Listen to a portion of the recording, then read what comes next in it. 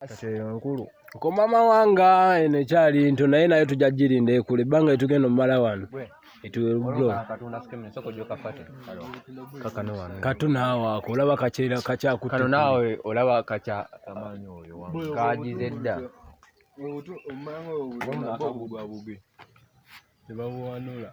Mwana bine ebintu nga mbikwata ngena kugenda kuwayatane ekirongo ekutte mbiteke ku YouTube byonna. Bisule. Navigate you. Olaba. Go kaso